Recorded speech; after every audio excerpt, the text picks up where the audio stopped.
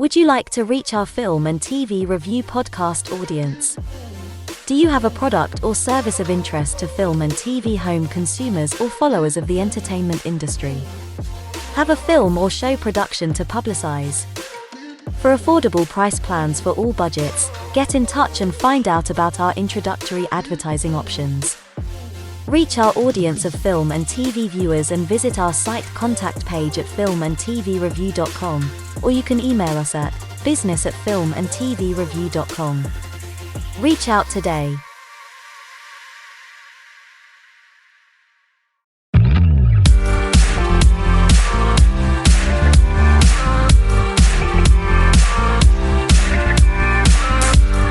Welcome to filmandtvreview.com. Catch the latest film, TV and streamed show reviews every week.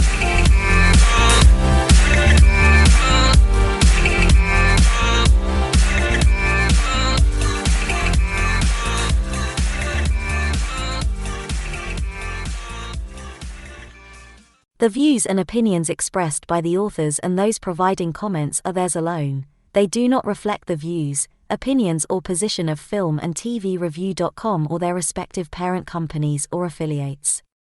Filmandtvreview.com makes no representations as to accuracy, completeness, correctness, suitability, or validity of any information in this program and is for entertainment purposes only. Episodes may contain adult humor and language.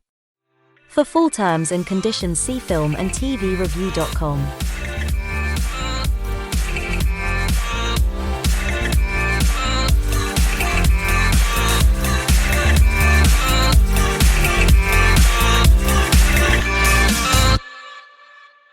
Welcome to part 2 of this film and TV 2023 review special. Just remind me that there was another superhero series which was an offshoot from a very smart one. Is of course The Boys, which we've mentioned before on this show. It's a great, such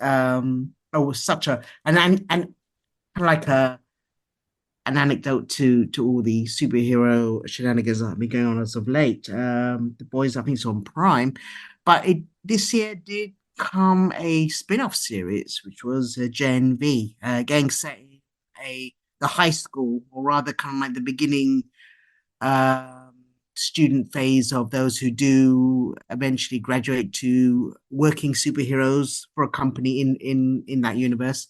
Gen V, again, I think did an okay job, I think, on this one. Fonzo? Or... I would say better than okay. I would say it was... I must admit, I want to continue watching it. I have only watched 1 or 2 episodes, but I think James has watched the whole season. Yeah, I was quite skeptical. I was just like, it's another spin-off. I like The Boys. I don't know if we need this. But I was quite impressed with it as a series. I thought I completely, I really loved the new characters that we got. I think compared to maybe the other problem with the MCU, it's been going since 2008 and the world was a very different place then. Everything seemed a lot simpler. I'm sure it wasn't, but it did seem like you could have these films where the threats weren't really that threatening and we could have like lots of action and stuff, and that was fine. I think The Boys and Gen V do a really good job of bringing in sort of real world issues to this fantastical comic book world, and part of that maybe is due to the rating. Sometimes it's just an excuse to put a load of blood on screen. I don't mind a bit of blood and guts, but it does lend itself to being able to talk about more grown up and sort of real world issues. I think my only kind of reservation was in the ending, that I don't think the final episode was a great payoff to the series, and it seemed like it was setting it up very much to kind of cross over with The Boys, and I think that might be a problem. That I thought for most of the series, if this can just be a standalone thing that works in parallel, and you can watch it if you want, and you've got Ashley in there as sort of the only real crossover character, and the film director guy, but I can't even remember his name. I thought this might work. And there's a cameo in the last episode where I was like, oh, this is cool, just to have this person turn up. just for this episode, but it now feels like that's going to feed in very much in series 4 of The Boys, and I don't know if we might see some of the problems with the sort of Disney Plus shows of the MCU, and it collapses under its own weight, that people feel it's too much to keep up with. Because the one thing I keep hearing whenever I speak to anyone who isn't a big MCU fan now is they constantly just say to me, it's too much like homework. And even something like the Marvels, which I don't feel you do need to have seen all the previous TV series, I think it does stand on its own. The perception is, from a lot of people that I speak to, I don't want to watch that because I haven't seen the other stuff. And sometimes it might be they say, hey, I want to watch that other stuff and then I'll watch this. But in reality, they don't get around to it. So that interconnectivity is great. But I think when it's alienating the casual audience, that then becomes a problem in terms of viewing figures. But I think we've got a few months to the Boys 4. Yeah. So we'll see how that pans out. They might manage to make it work. It might just be that a couple of characters pop up and they do continue as separate shows, but we will see. I kind of get a feeling, definitely The Boys, there's a definite beginning, middle, and end, because the book series came out, 20 years ago, I think. That's a very good point, actually. So there is a source material already, and Gen V, to my knowledge, is not a comic book series. That is a spin-off which has been made from the TV series, so it's completely separate. I'm quite feel quite in safe hands with The Boys, because I think it there's a huge narrative drive, and you have a sense of foreboding of where it will go, and greatly anticipated. With the Gen V, I wouldn't mind if it just ended there. I mean, it almost seems like a little side story, and then kind of but I don't whether it's got enough to sustain another series or not. I don't know, but it did better than I thought. I had some doubts going in, but I thought the writers were kind of kept it kind of edgy enough. And they were very short episodes as well, which I kind of appreciated, that they were like barely 40 minutes. And there's always a tendency on streaming to just not edit and just keep things as long as possible because they want to keep that audience. So I really appreciated the sort of pacey nature of the 8 episodes as well. But maybe that won't be the case in the next series if they think people are watching, because it did seem like a bit of a gamble, but I think it did pay off. Yeah. Right. I think we'd be remiss, as we hinted at before, Mr. Tom Cruise made another entry into the Mission Impossible series. Again, this was famously named Part 1, I think. So we're hoping for a Part 2, but what did you think? Yeah.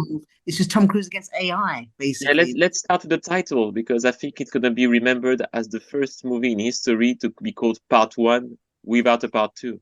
Yes, without a Part 2. Unfortunately, yes. So Dead Reckoning. Yeah, Dead Reckoning. Yes. Wow, Dead's in the title. But so somewhere in between, what did you think of Dead Reckoning Part 1? Low light, highlight, somewhere in the middle. What do you think? Highlight mostly. I mean, any movie with Hayley Atwell, Rebecca Ferguson, and Vanessa Kirby together is not a bad movie. I cannot be in my book. I think on this film, right, it's one of those things that if the plot's a bit meh, but the action's really good, and that doesn't happen often these days. So often the things that are meh, I'm kind of like, I've sort of seen this before, and it doesn't. I think, really, if you look at the plot, and I wouldn't we're usually careful to not spoil plot, but I'm going to say now, and I don't want you to cut this out, Jason, I'm going to tell the whole plot of Mission Impossible Dead Reckoning Part 1, right? And the plot is, we need to get a key. That's it. That's all you need. There's a load of stuff about the entity, AI, blah, blah, blah. I don't care. The whole plot is, we need to get a key. And that's all you needed. They should have cut about an hour out of this movie and left it as 90 minutes of just action. I think action sequences, this and John Wick, Chapter 4, are the best action sequences you will see in a film this year. Both are too long. But in the case of Chapter 4, John Wick, they were trying to set up spin-offs, so we kind of get it, but it was still too long. But I think the action sequences are exceptional. When we were talking, and I don't even think the scene on the motorbike, which apparently Tom Cruise did for real and was, like a YouTube sort of viral hit, I don't think that's even in my top 3 favorite action sequences in this. I think the car chase through the streets in the 2 cars is really good and really funny. And I think the train stunt at the end is spectacular and really kind of like makes you feel like you're in the midst of the action. It's very interesting to watch this a month after Fast X as well. And I realized that I'm kind of just watching and observing the action in Fast X, even though I'm definitely more emotionally involved. I can't believe I'm saying it, but to Dom Toretto and his family, I definitely care about those characters more than I care about Ethan Hunt. But when I'm watching those car chases and things directed by Chris McQuarrie, I feel like I'm in the car. I feel like Tom Cruise is about to crash a car I'm in. Yeah, and it really has me like almost digging my nails into the seat. And then you go, these are really well. I don't know if they just storyboard them well, they shoot them well, and you get the geography of what's happening. But and certainly the fact that I think certainly the bit at the end is with the train is green screen and CG. They didn't do that for real because that would be ridiculous, right? But it doesn't feel like it's CG. A lot of the car chases in Fast X do feel CG, and I hate saying this because I always used to hear people bang on about CG and think, oh, what's the problem? But there is something about watching something and feeling that it's been done for real. I watched like a little bit of Die Hard on Christmas Day, or I watched the whole of Die Hard, obviously, on Christmas Day. And the bit where Al drives his car backwards and they just really crash a car. It's not even like the car takes much of a drop. It's like about 10 feet. But that is infinitely more exciting than watching anything in Fast X. So I do all the entity stuff in Mission Impossible. I didn't feel that needed to be that, and it's definitely not as good as Fallout, which I think Fallout is a really good script. It's got a really good villain in Henry Cavill, and it's got those action sequences. So this has got the action sequences, not really any of the other stuff.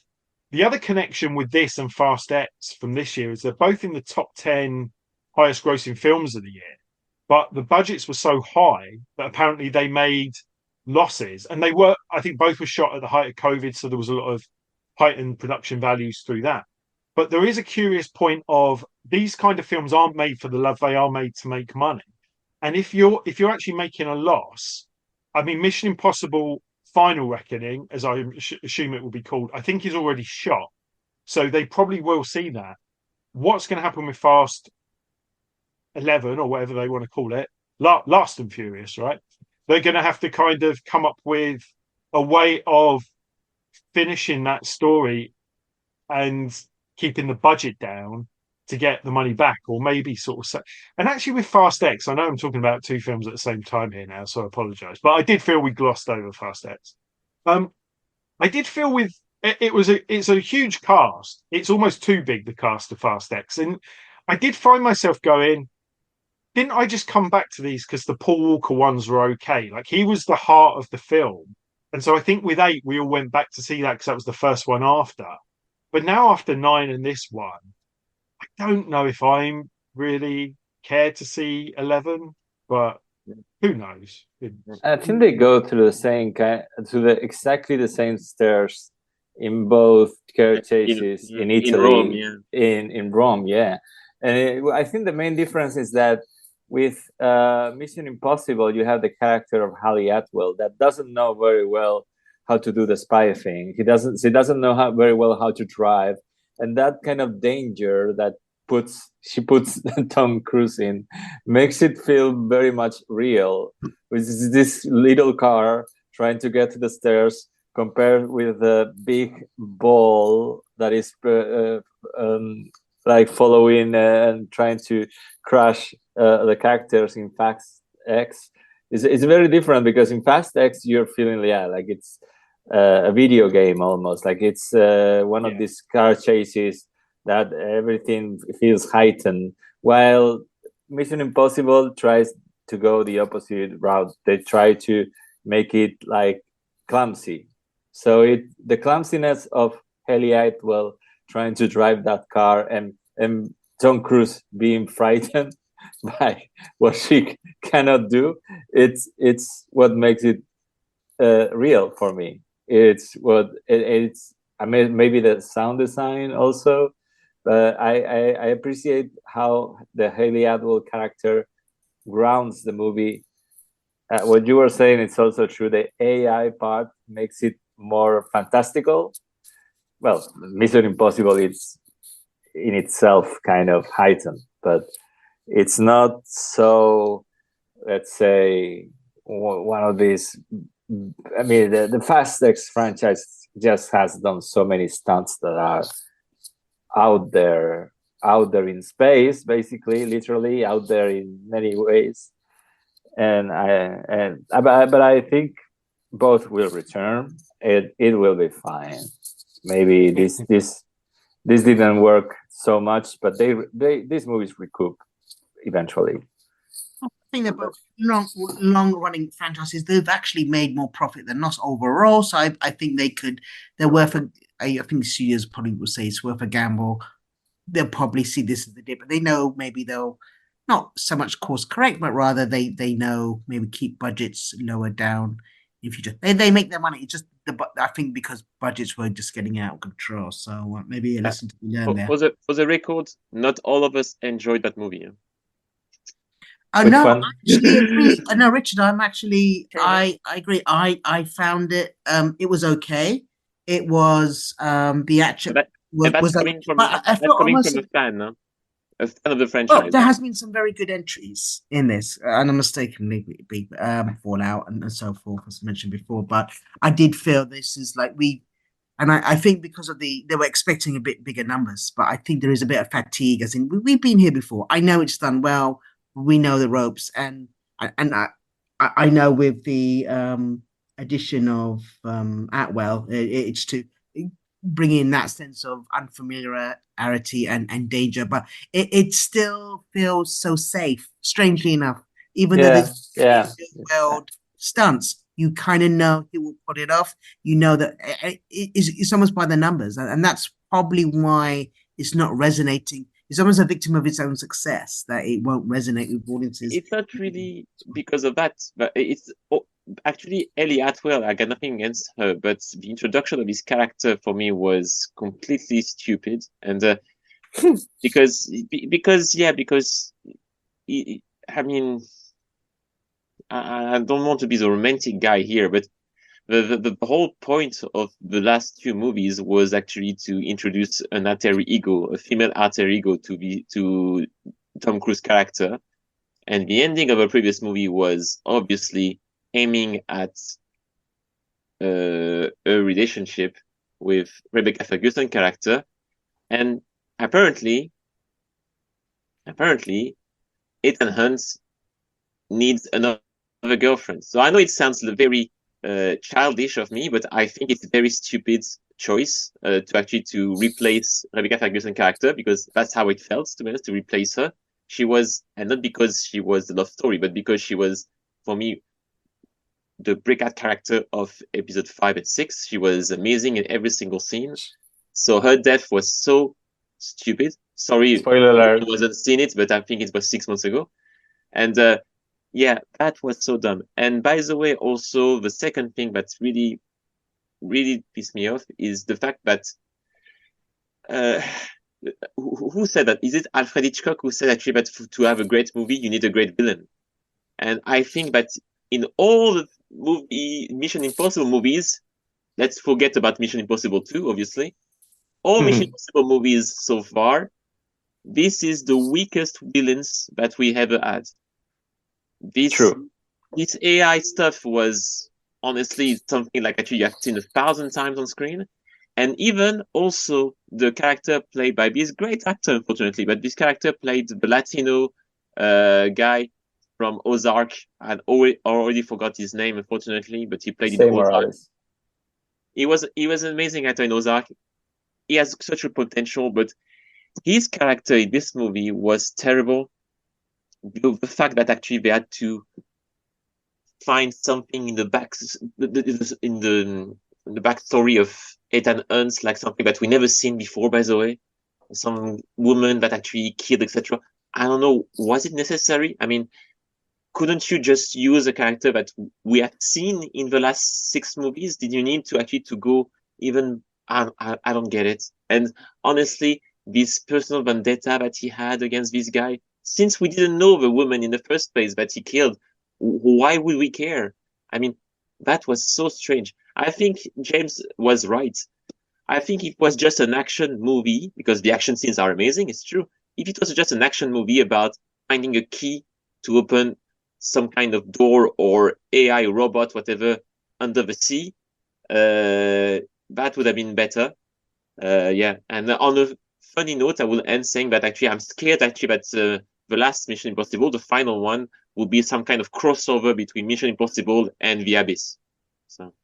Well, I think you're right, because part 1 is going to be let's get the key, and I think part 2 is going to be how the key works. I do agree with you, Richard, actually, and it's sort of one of the few things about Top Gun Maverick that sort of, I don't know, maybe that one it's fine, but the whole sort of expendable nature of the romantic sort of the female romantic lead is something that's really annoyed me in films over the years, where you'll have like the action hero and it's they've got a romantic subplot and it's all about them getting together, and then another film comes and they just bring in a new one. Like there's a bit of that in Batman Returns, where it's like they do mention Vicky Vale in passing, but it's like if you just get rid of everybody that you're kind of invested in, it does feel like a little bit sort of sexist as well. I wonder if it had to do with COVID, because this movie was shot also during COVID, and maybe Rebecca Ferguson wasn't available that much, something like that, because her scenes are mostly away from Tom in another location. Yeah, and she also is part of this TV show on Apple. So maybe Silo. Maybe it's because of the contracts, you know. Yeah, it's very weird. It's very weird because, as you said, I completely agree. Rebecca Ferguson was greatly introduced. She was a great character. Everybody fell in love with her. That was the movie that actually made her a star the first time that we see her in Mission Impossible. And to not to use her as she deserved after all that, it's completely weird. Well, I think as well, you've got like these frank, like they always talk about this as almost like the new Bond, but this has been going for 30 years now. Yeah. I mean, Bond, when it started, didn't even go for 10 years with Sean Connery in the same role. But you kind of think with this now, it's too late. If they suddenly recast Ethan Hunt, it kind of wouldn't work, because it's gone on for too long as a Tom Cruise vehicle now, and it would be kind of tainted by that. But he's not getting, not like all of us, he isn't getting any younger, and you kind of think, when is this going to end? So I think maybe its best days are behind it. I think maybe like Fallout was the peak, and actually it's been an odd franchise, because Mission Impossible 2 maybe aside, it's felt like the last few they've been getting better and better, and I was like, no franchises get better on the, how many franchises can you say the best one is the 6th one, you know? So it's sort of got like that, and now it seems to have petered off, and we'll see if they do any more after this. This might be the end of it, but we shall see. Yes. Because I know that we said like these sort of franchises, maybe they recoup in the end, but there might come a point where people just don't want to see them anymore. Like with Bond, there was a point with Roger Moore where they just kind of went, you can't just do this forever, because it's getting ridiculous now. So it might just come to a natural end in the end, or people just get bored of it.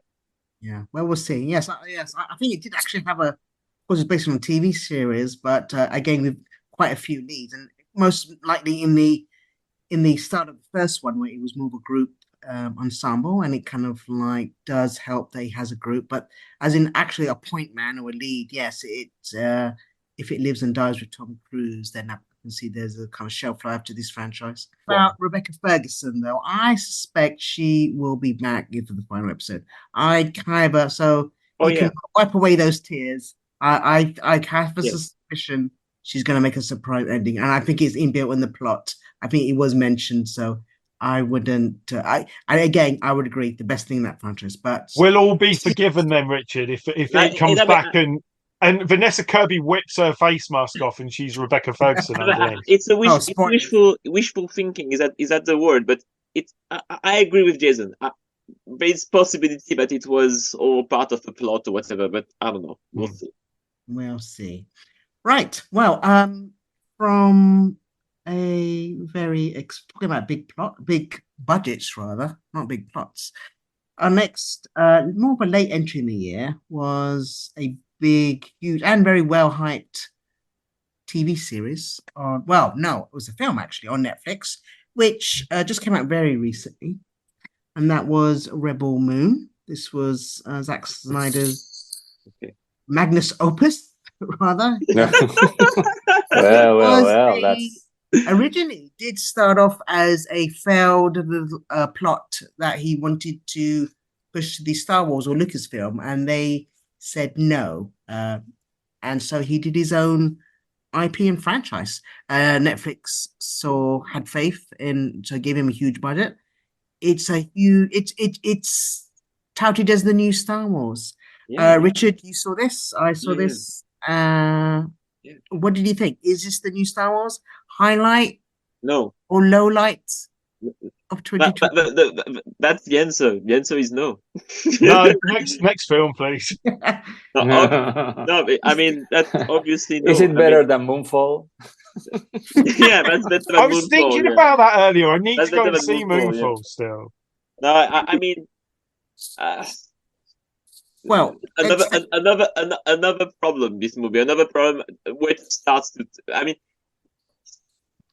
okay, so let's start with the positive, and there is some, not much, but not many, but there is some. I checked yesterday, and the budget of this two-parter, because the two-parter is $160 million apparently, or something like that.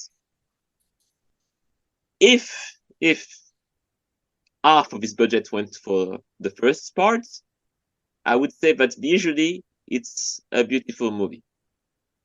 But that's actually, I think, what everyone would say about any Zack Snyder movie. That actually visually it's nice. But that's not enough. That's the problem. That's not enough in a movie. For God's sake, it's not possible to people don't understand that in 2023 that the visuals are not enough. Because I mean, I was joking before we started, but actually I watched this trailer without I watched the trailer on YouTube, but I didn't have the sound on, and it was a very beautiful trailer. Okay, but I didn't know the story. Now I watched the movie, I know the story, and it's BS because it's the ripoff of, I don't know, perhaps 5 or 6 IPs already existed. That's the first problem. The second problem is that apparently he hired people who don't know how to act, which is a problem as well. I'm sorry to say, but there is not one person in this movie who does a good performance, and that's saying something. I mean, I've been thinking about this. I watched the second because I watched in 2 parts, 2 hours, but I couldn't watch it last night. So I watched the second hour this morning, and I've been thinking about all day. Is there someone in this movie who actually does a good performance? And I'm Yes. sorry, but there's none of them. There is one person who does. No. He's not a real person. He's a robot, so it doesn't count. It's a voice, yes. Unfortunately, it is a voice acting role by Anthony Hopkins in it for 10 minutes, and basically the best performance out of the entire 2 hours, 15 minutes, amazingly enough. No, it's sad. I mean, again, I can tell you from what I know, but then I checked online. I think that there are other IPs that have been taken ideas from. Star Wars, no kidding, he was actually trying to submit as a Star Wars movie because obviously it is a Star Wars movie, but you just change the name of the characters, you can change the publications, and you have almost a Star Wars movie. I thought about Chronicles of Riddick. I was saying that earlier because I thought actually that it has some kind of elements in regards to the soldiers and the people conquering planets that look a lot like Chronicles of Riddick. Yes. That's not saying much, but yeah, Chronicles of Riddick was better than Rebel Moon, by the way. Chronicles of Riddick was a good movie. Anyway, there's even Harry Potter in this movie. There's a scene from Harry Potter. Harry Potter 3 is in this movie. I'm not joking. There's a scene with the animal that they try to calm down. That's exactly like in Harry Potter. I was thinking, what the hell is going on? There's a scene from Star Wars Phantom Menace also. I mean, honestly, every scene you can joke about it. Oh, I've seen this before. Oh, I've seen this before. That's so sad. And then I don't know what is wrong with Zack Snyder with the slow motion. Why does he need slow motion so much? I mean, I know that it's like his signature shot or whatever, but that was when was 300? Almost 20 years ago. I mean, and since then there's always slow motion, always. And a lack of color. He likes Yeah. to take out color. That's true, and I don't get it. I know maybe once. I mean, it's fun, etc. But at some point, you by doing so much slow motion, you kind of lose interest on the outcome of a battle. Because it looks like actually all the characters have the power of Neo in the Matrix. They all can do bullet time, you know. So obviously they're never gonna be hurt. Yeah, I don't get it. And yeah, the last thing, my God, yeah, the last thing is how this movie is written. So by the way, another problem that Zack Snyder has is apparently that I check online, he's already saying that there's gonna be a director's cut. So that's another BS. You cannot hide behind director's cuts every time you do a bad movie. I mean, for Batman v Superman, I understand because we know that happened in his life. There was a tragedy in his family. Fair play. Okay, fair enough. All right. Justice League, not Batman Superman. Justice League it was. Fair enough. But in the case of Rebel Moon, he has all the time in the world. He has the money, he has the time.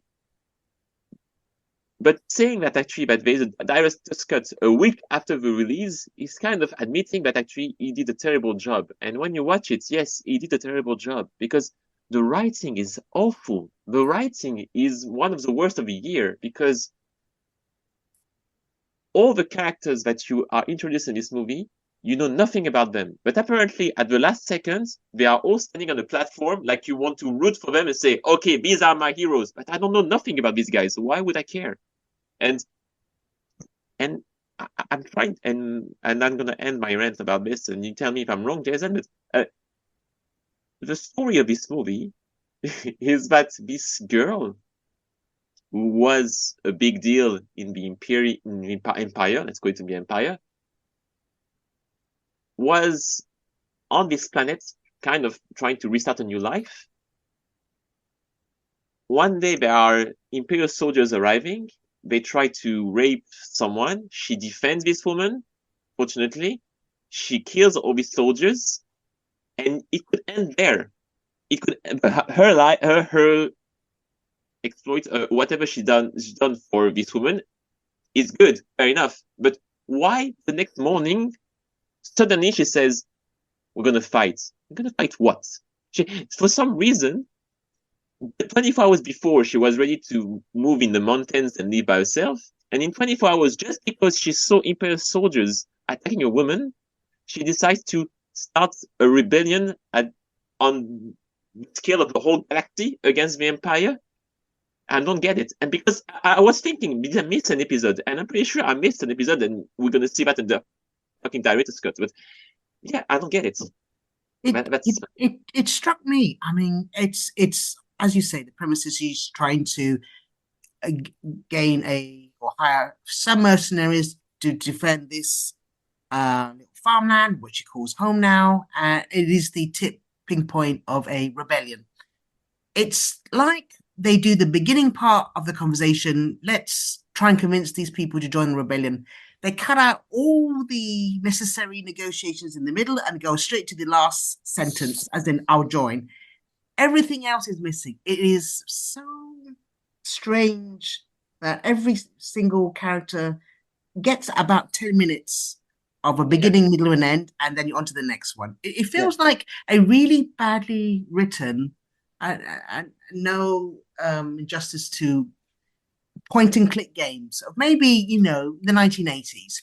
You'd have pick up the torch here, go find a wizard, hire the wizard. The wizard said yes, on to the next. And it's that level of depth of writing, but then let's put it in a big glossy budget. Visually, it looks very nice and amazing. And it's maybe, as you mentioned before, it's best seen with the volume turned right down and taking the subtitles off, just in case you accidentally read any of the plot, or dialogue. It is a strange waste of money, and it's a disappointing as well on that level. He's a great visualist, but maybe the writing of it should be given to someone else, or should have been really. So There this is is a part another. in April, of course, coming our way. Will you be watching that, Richard? Can you wait? Well, just so I can do a second rant, I can rant again. Yes, I will watch it again. Yeah, I will watch the second part. Sorry. I Yeah. think out of sheer curiosity, I think I will be glued to my seat just to see why and how. Well, just a couple of quick mentions, I think, because we are in the again back in outer space. You did see 65, which was no, give away the I haven't. don't give away. No, in the end I haven't because you spoiled it to me. So unfortunately, I didn't watch it in the end. I'm so sorry. I don't want another twist. I haven't watched it. Then maybe give that a wide berth. But again, another big sci-fi movie. Adam Driver, a strange plot, a very obvious plot, but again, quite. I'm surprised how they get the go ahead with this. Anyway, Well, I was looking at this and I think I didn't realize there's two directors, which is never a good sign, unless they're brothers or something. You know, you've got the two guys, like Everything Everywhere All at Once or the Russo brothers, fair enough. But like when it's two random people and you think has someone been brought in to finish this off. I remember sort of defending this in the run up, going, "Oh, it might be all right. It might be all right. It looks okay. It could be cool. It's got a 90-minute runtime." And then I realised that it probably didn't have a 90-minute runtime, and they decided they had to release it in some form because unless you're Warner Brothers and you can write everything off for tax purposes, you know that you're going to release the film and try and get some money back. Maybe they should have written this one off for tax purposes, to be honest. But actually, maybe with this and my other low light of the year, it's difficult to rant about because I just remember feeling so bored and like to find something good to say about it. Adam Driver I think, is doing his best with this not very exciting material. So the plot is sort of two people fall to Earth on a spaceship 65 million years ago. no, And I felt like 65 million years ago, I went to the cinema to watch this film and it was never going to end. And just nothing for a film with dinosaurs, nothing happens. And at the point when you remember, when you're thinking to yourself, Jurassic World Dominion wasn't that bad compared to this, then you know it's terrible. Like at least that was bonkers. Whereas this is really boring. Like nothing really happens, and it's yeah. And I remember saying as well that I thought there was a good CGI. I thought the dinosaurs looked really good. In the final shot, they do, and that final shot is in the trailer. And at other times, they don't look particularly convincing. But it just felt too slow paced for a blockbuster to sort of have any interest. And also, I don't like those films when there's too many characters. I think films where there's a small set of characters to focus on work really well. But here, there's literally two people, and I'm not really interested in what happens to them. So, and I keep calling it 65 starring Adam Driver because if I just say 65, people just think I'm saying a random number. People have forgotten this movie already. It's not great. It's not, and it's still not the worst film that I saw this year, or my least favorite film that I saw this year. But it's pretty much it. Well, do you like I will ask you that very soon. I'll just have to quickly. I will mention a very quick, which is probably a low light, unfortunately, another monster movie, but was a sequel to a much loved one, and I was looking forward to this one. And this was the Meg 2 with Jason Statham. Did anyone see this? I've seen it, but I don't want to talk about it. So no, we won't. It's not 2020. The only thing that I'm gonna say about the Mech 2 is that it has been colonized by the Fast X family kind of dynamic thing. So it's now a family of people that are happily fighting for, I don't know, like sea life preservation. Yes. I don't know what they're doing. Yes, I think I see where you're going. It is actually. Let's segue this up a bit as well. So they're mining. I think the big the the big trench. I think it's the deepest trench in the ocean, the Ariana Trench or something like that. And they're a mining colony. And this is releases all these big megs and also octopi. Yeah, so it's like one of those things like Jurassic Park, where suddenly this is like a family or fast. I mean, Fast X, I see the family kind of dynamic, and from the Jurassic Park, the new Jurassic Park movies, I see that there's some kind of like, oh, you have to fight because these creatures they need to be preserved, but these creatures are eating you. They want to eat you and kill you. Well, for a minute, I thought I was watching the sequel to The Abyss. Yes. And I wanted to kill myself. And it was like, I can see not only one franchise will I be crossing over, I'll be doing two at the same time. It is as much I did like the first Meg, it was had a bit of fun, tongue-in-cheek fun, and it was right side of peril in a B movie. This one just like I want pardon the pun, but this kind of jumped the shark almost on it, I think. It actually gets strangely enough, it gets a bit too ridiculous for its own good. But anyway, but if you're going to see paying money to see Jason Statham and it's called Meg 2, you get what you deserve, quite honestly. And it ate the shark. Yes, he takes on two. Anyway, I'm not going to spoil it, but I think yes. Anyway, a bit of a low light, unfortunately, just on the side of low lightness, I think. Right. Well, I did say there was. Well, actually, let's go. There is one more low light. I think James has in the bag. If you want to mention it now, I think it will be now. Yeah. What is that low light of the year? So Five Nights at Freddy's, which again, actually, my level of rantiness is going to go down as I get through these because it's just like I can't be bothered. Now, this is a video game, I believe. I'm not even 100% sure if it's a board game or a video game. So this is kind of different then from Super Mario because I know Super Mario. I know that as a game, and so I was frustrated with the film. I don't know anything about Five Nights at Freddy's, but I still went to watch it. I thought it's Blumhouse, might be all right. It looked like it might be quirky. It might look like it might have the same kind of vibe as something like Megan, which I did really enjoy, which was kind of like more of a satire, I think. But it's a very sort of fun film, and I thought it might be quirky. When I was looking at the plot for this film, if you just take this as a plot, not knowing anything about the game, the plot of this film is a guy becomes a nighttime security guard at an abandoned pizza restaurant. You can say that again. A guy becomes a security guard at an abandoned. Why do you need a security guard at an abandoned pizza restaurant? Like the rantiness is coming back, right? If you were at a bank or somewhere that had a lot of money or something, why? If someone offered me a job and they said it's £1 million, do you want to be a security guard at an abandoned pizza restaurant? You go, what are you talking about? It makes no sense. Now, if this film was actually then scary or quirky when you went into it, and I apologize if it's your favorite film of the year, I'm probably wrong.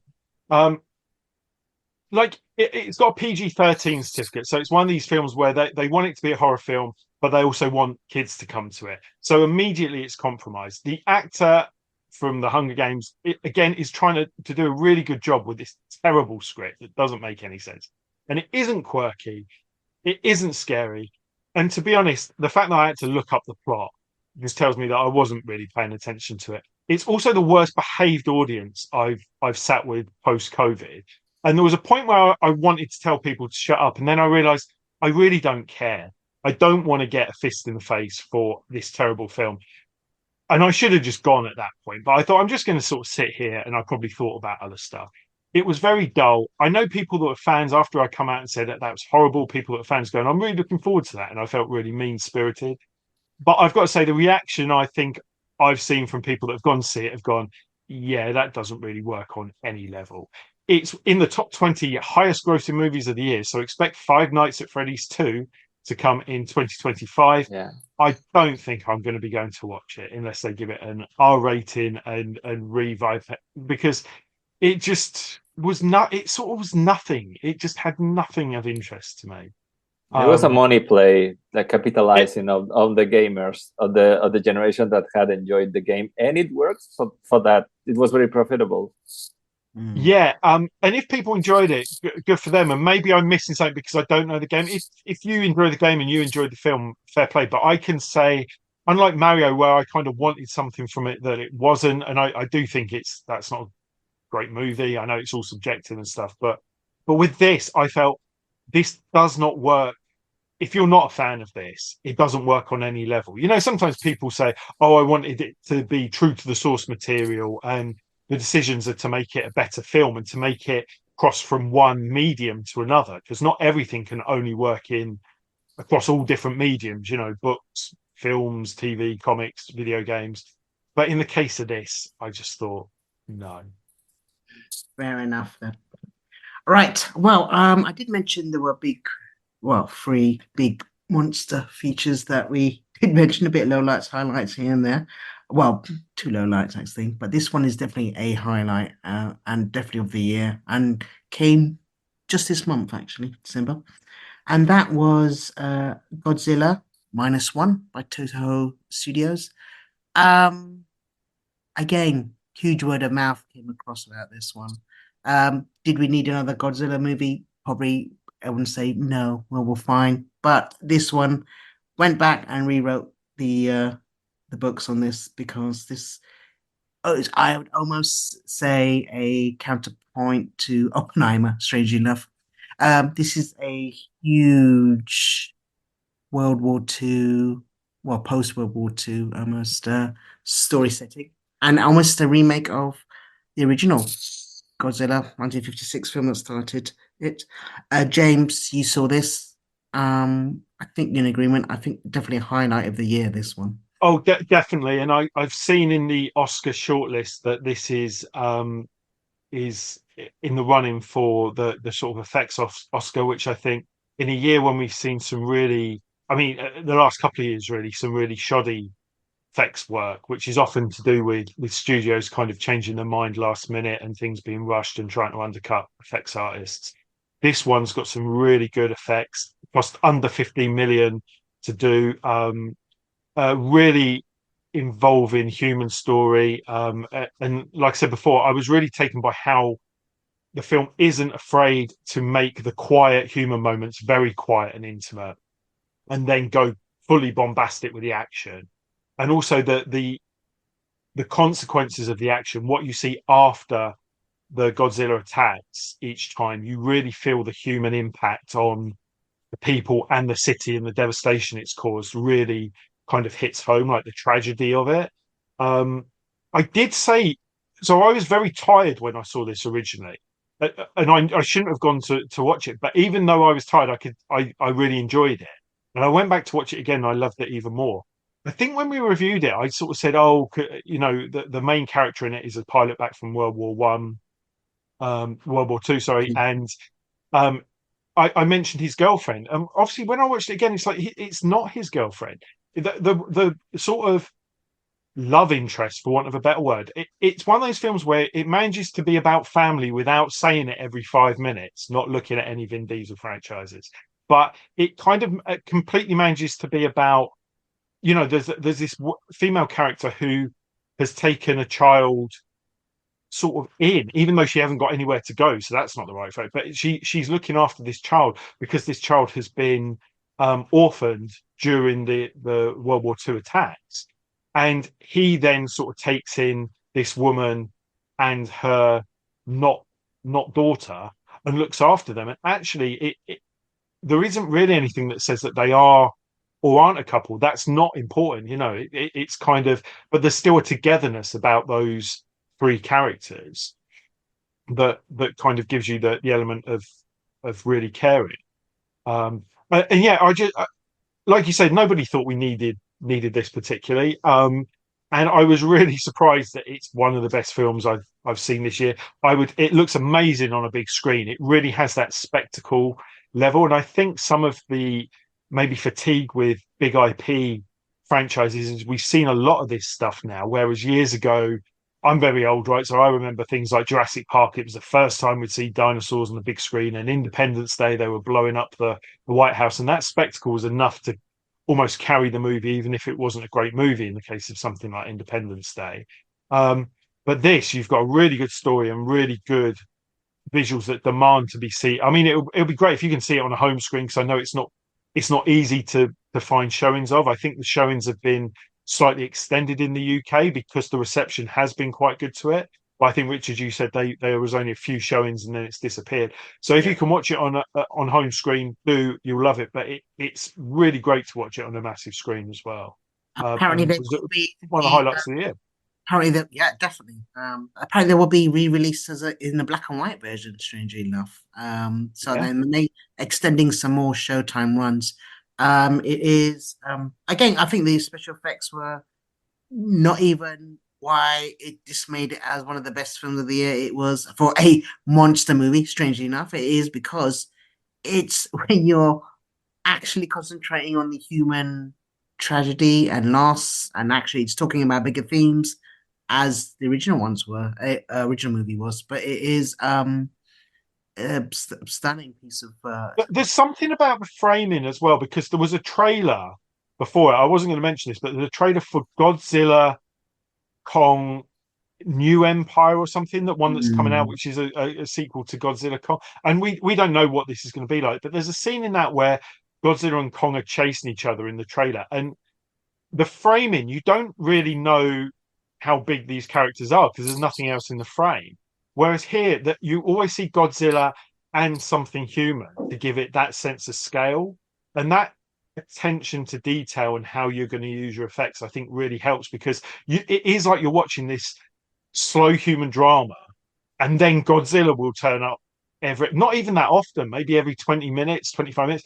And then when the character Godzilla does turn up, it's huge. It's like Godzilla's really turned up in your life. Yeah. So it kind of works slowing it down, doesn't it?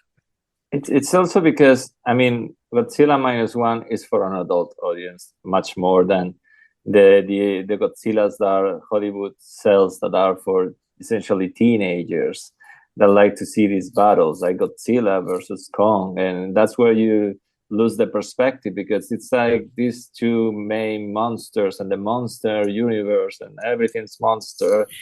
And here it's about characters that have human characters, real human characters that have real human pain, and on top of that they have to deal with this monster. Which is that, you say the human element is very much present, while the others are just like humans that are scientific people that are with the military, trying to study this monster that in the end goes to battle more monsters. I don't know. Okay, well, there is one more film I think we'll discuss and then go around my highlights and lowlights. Quick round. I think it was Inescapable. It's a big title, which I think most of you saw, which was Killers of the Flower Moon. This is Martin Scorsese teaming up again with Robert De Niro and Leonardo DiCaprio. You all saw this. Highlight, definitely, or was it overhyped or underhyped?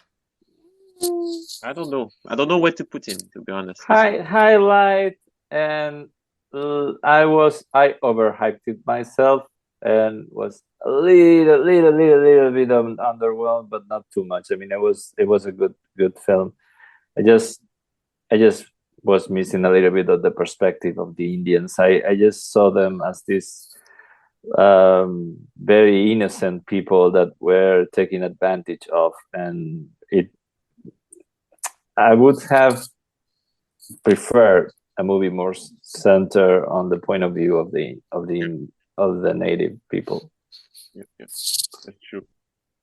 Yeah, my problem was the length of the movie, but Alfonso's point is a great point, to be honest. But yeah, talk about the length sometimes, talking about Oppenheimer earlier, and well, I guess it depends on the people who watch the movie. I mean, the audience, everybody's different. Some people actually didn't mind a 3.5-hour movie by Scorsese. I didn't mind sometimes, to be honest. It doesn't take anything from the movie. I thought it was interesting. It's about the beginning of the FBI. Well, the FBI comes a little bit late.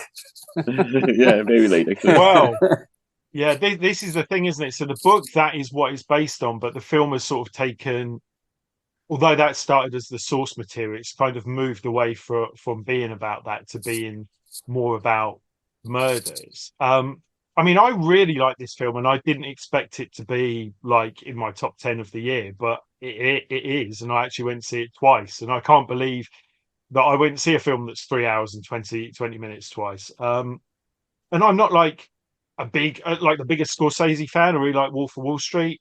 Didn't really watch The Irishman. Maybe I wasn't paying attention. Everyone else seemed to love it, but I wasn't a massive fan of it. Um, but I did find something about this just really engaging. I think that the period detail is amazing. It does really feel like you're transported back 100 years. Oppenheimer felt like I was transported back to World War II. I've got to say, Napoleon did not make me feel like I'd done that. So it's not given that detail always works. I think Lily Gladstone is fantastic in the film. Leonardo DiCaprio is on screen probably most of the time, really, in this. So it's very much about him. And I did have that reaction as well. That maybe this should have been more about the Osage people, and that was underrepresented. I'm still really conflicted about that though, because I think we did discuss this in the chat. I think the phrase Alfonso said has done a sort of a service and a disservice, and it's kind of like, and I think I said it's flawed allyship. I don't know though, because with Scorsese and his fan base, that this story seems to be a story that wasn't really very well known. Obviously, people in the Osage community knew it, but it doesn't feel like it's a very well known story, and he's managed to shine a light on it. I think now there is a very good chance, and I really want to see this film made, but a film more about the Osage people with an Osage director, an Osage cast, and that sort of film. But that would be a different story. That would be a story that abruptly comes to an end, without giving too much away, but is a historical story, that it will be about people living this life, and then it comes to a sort of end. And this film is very much about shining a light on these people, not a light in a good way, but sort of highlighting this atrocity that these people did. Leonardo DiCaprio's character, Robert De Niro's character, that was kind of buried. So the whole point of the final sequence, which seems really odd when you first watch it, I'm not going to ruin it, but my understanding is that's one of the few places where that was, it was sort of reported in very small detail in the press at the time, but it wasn't considered a big story. And there was a sort of radio broadcast at the end, which is recreated. And the reason for that is that's one of the few places it's shown up in sort of historic record. So I think sort of using his platform, because Scorsese, let's face it, could have just made another film about gangsters, because that's definitely what he'll do. But apparently this is what he wanted to do after Wolf of Wall Street, but couldn't get the funding, and he's then done The Irishman and got the funding to come and do this.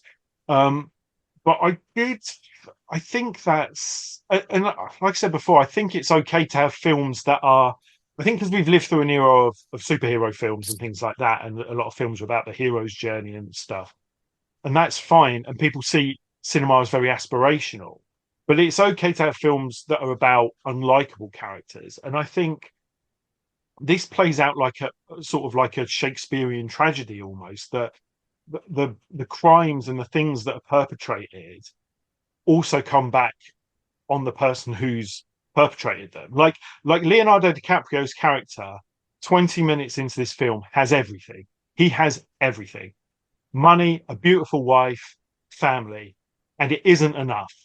And he goes and destroys it. And you're kind of like, what are you doing? Like, what are you doing? And yeah, I thought it's sort of a weirdly hypnotic film. I think there's talk of like one of the Osage songs being up for an Oscar and things, and cinematography is wonderful. I'll stop talking about it now because you'll look bored. No. But I really liked it, and I didn't feel it was long. And this is I kind of come out of it both times going, that's weird that went so quickly, because I feel numb, like my my legs feel numb. I've definitely been sat here a long time. I haven't gone to the loo, but I was completely involved and engaged in this world. for 3 hours and 20 minutes. And I think it's kind of remarkable that someone who's 80 years old can turn out a film like this. I mean, maybe it shouldn't be because they've got the experience, right? And another of my favorite films of the year was done by an 80-year-old person as well. But I thought it was really good. De Niro is really good in it as well. I haven't really mentioned him, but he's sort of more of a supporting role, I think. Yeah. Yeah. But a big supporting role. Big you have a supporting role, 3-hour and movie. also a different level of evil that he seems a lot more calculated, and De Niro, sort of DiCaprio's character sort of seems pathetic and weak. Is that a fair sort of summary of him? Yeah, Like he feels like totally. he can't stand up to his uncle, and it's pathetic, really, when you look at it. I mean, But yeah. it's that's the only, not but the only. I mean, that's a refreshing kind of thing from the movie that DiCaprio accepts to play this character, basically. Although, I mean, the thing is, when you watch Wolf of Wall Street, which has sort of got a bit of the Succession thing about it, I think, in terms of they seem on the face of it to be successful people living a lifestyle, that's quite glamorous, but they are very, very unhappy people. And I mean, I don't think, maybe Hugo aside, I don't think there's any of Scorsese's films where I look at the protagonist and think, I would really like to spend some time with this guy. I mean, like Travis Bickle from Taxi Driver, you would cross the street not to be breathing the same air as him. Yeah, that's something and that's that kind of Scorsese does. And I think that's the thing with Scorsese is a lot of his films, you're not meant to like the protagonist. I think sometimes in like a Tarantino film, Tarantino thinks that the gangsters in his films are cool, and they are kind of cool, the way that they talk and interact. But Scorsese's got this thing where he does want to make you feel uncomfortable, and there's probably some value in that. It's easy to just go, oh, evil people, they're other people. But I think that everyone portraying this feels very real, and I liked it. Thanks, James. Would you like to reach our film and TV review podcast audience? Do you have a product or service of interest to film and TV home consumers or followers of the entertainment industry? Have a film or show production to publicize? For affordable price plans for all budgets, get in touch and find out about our introductory advertising options. Reach our audience of film and TV viewers and visit our site contact page at filmandtvreview.com, or you can email us at business@filmandtvreview.com. Reach out today. All right. Well, that's definitely one of your highlights of the year. And I think that wraps it up for our highlights and lowlights of 2023. I think I'll end just from a quick mention, the ones that you didn't get in, just a quick mention by title and that you'd want to recommend to our audience if you have any. I'll start off. I do have one I thought I'd mention, and that was the Netflix animated, I think French-Japanese or French-American animated drama, which was Blue-Eyed Samurai. This is an animation, kind of a vengeance tale set in Edo, Japan, the 17th century. Kind of a mixed race Japanese swordsmaster, female swordsmaster, seeks vengeance against those who may have fathered her. Fantastically animated, so well written. I know we mentioned before really badly written female protagonists. We're looking at you, Rebel Moon, but this is probably a lesson in how you do things, and it is captivating. So definitely worth a catch. I think it came out in November, so definitely worth a watch. James, you have anyone you want to recommend before we sign off? I'll do a couple of TV ones and then a film one, and I'll leave a gap so you can edit out if you don't want to say. But so The Woman in the Wall, which I think has gone below some people's radars. It was in a sort of primetime BBC TV slot, and it's on Paramount Plus as well. So it's set present day, or a couple of years ago, set in the shadow of the Magdalene Laundries, which were sort of institutions in Ireland for what they called fallen women. And a woman played by Ruth Wilson from Luther has a long history of trauma-based sleepwalking. She wakes up to find a dead body in her house, panics and hides it, conceals it in the wall in her house. In the meantime, a policeman played by Daryl McCormack, who was in Good Luck Leo Grand with Emma Thompson last year. He plays a detective investigating the murder of a priest, and it's not long before their paths cross. I think this is a really good like mystery TV show. I think it's 6 episodes, maybe 5 or 6 episodes. It's got a twist at the end of episode 3, which I just thought that is genius. That is a genius twist. It's got amazing cinematography for a BBC TV show. It's very funny in places. I think a lot of people were maybe put off by the subject matter that the Magdalene laundries were these things in Ireland, which were sort of still active in my lifetime. There's a line where someone says this is years ago, and someone says it wasn't years ago. Macarena was still in the charts, and that's a real good line that sort of gives you the sense of, although this deals with very dark subject matter, there's this sort of real comedy element going through it as well. Ardlo Hanlon, the actor from Father Ted, appears playing a nasty person in this sort of drama, which I've never seen him play before, very against type. And it ends with an unexpected and poignant song, is what I'll say, which took me by surprise. But it's a very good, it's one of the best things I've seen this year. It probably ties with Dead Ringers on Prime. This is a remake of the 1988 David Cronenberg horror film. I say remake.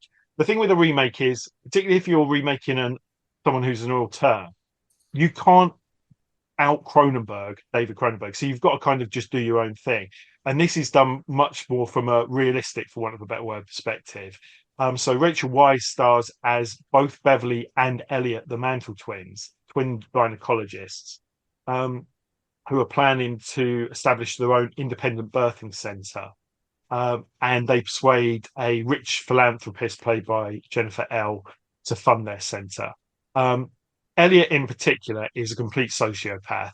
Beverly is a little bit dull and engages in a relationship with an actress, which Elliot is kind of trying to sabotage. And you completely forget that it's one actress playing both roles. The editing is fantastic with it, but it's in her performance as well that you don't really, by the end of it, need to, even like halfway through episode 1, even if they're on their own, you know which character she's playing just from her mannerisms. So it's very dark, but it's definitely worth a watch on Prime.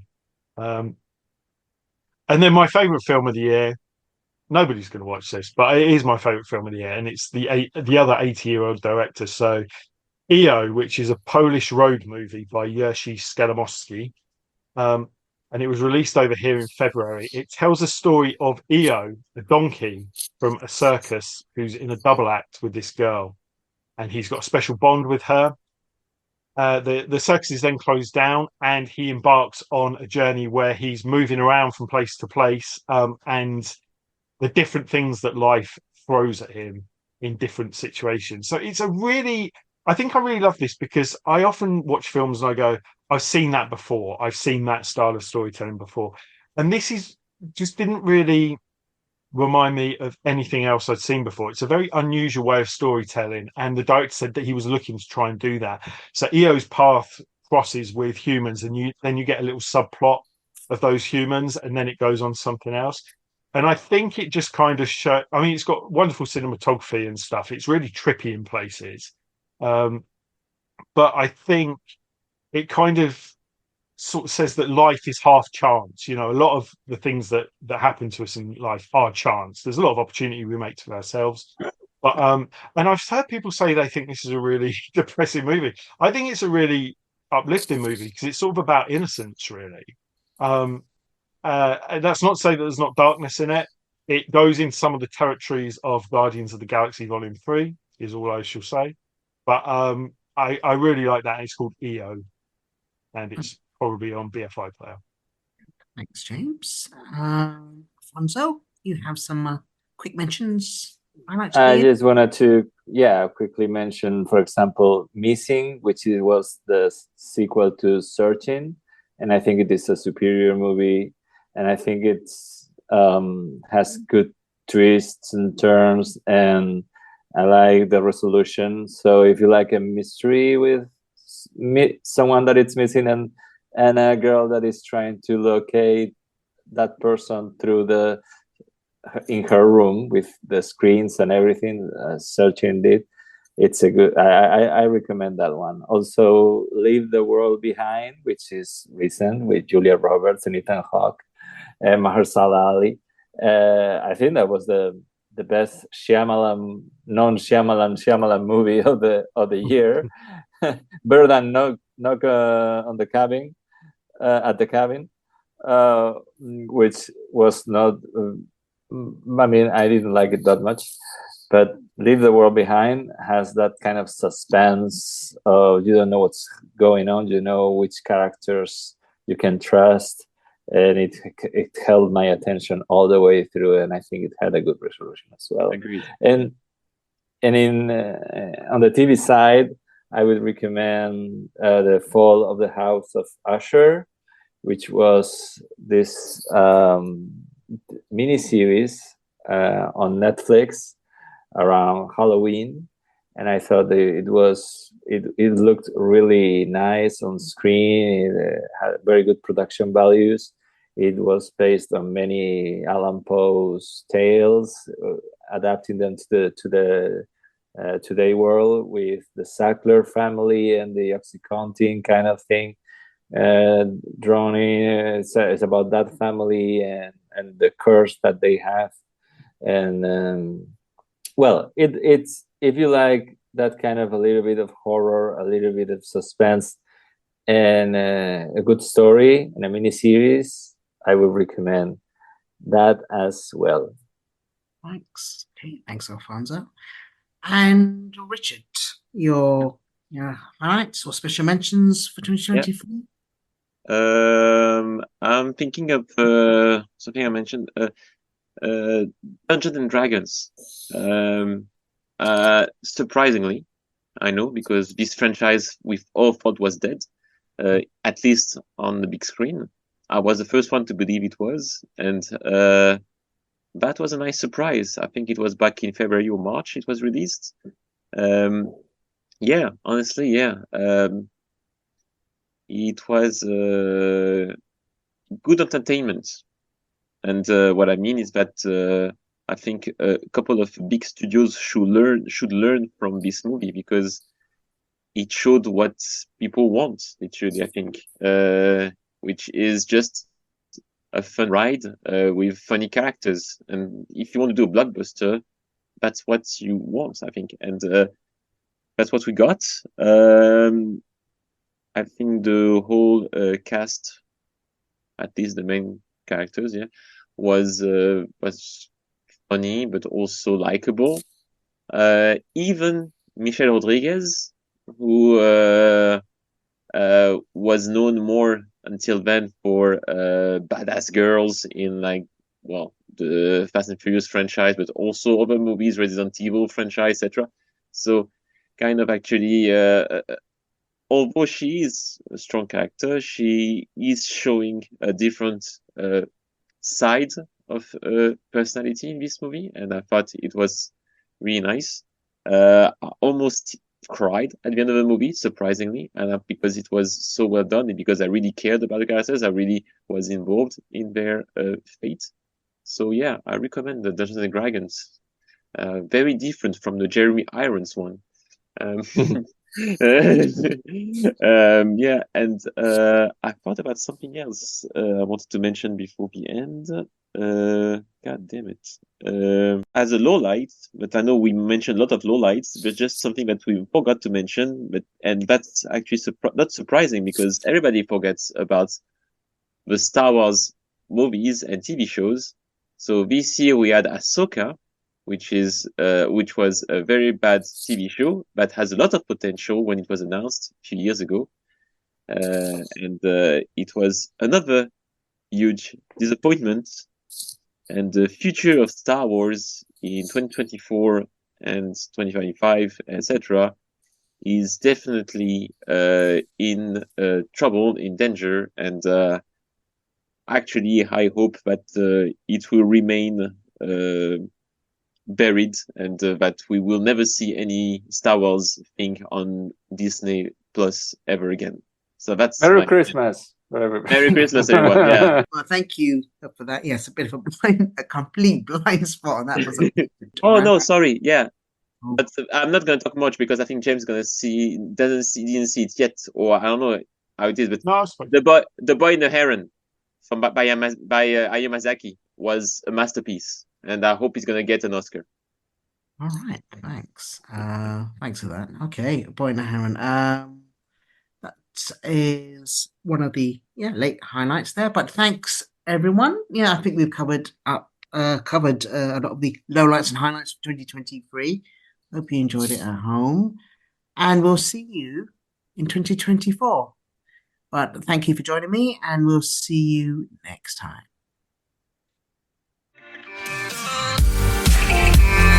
We hope you enjoyed this film and TV review.com episode. Catch the latest film and TV reviews, together with regular episode content from the world of film and TV every week. See you soon. Would you like to reach our film and TV review podcast audience?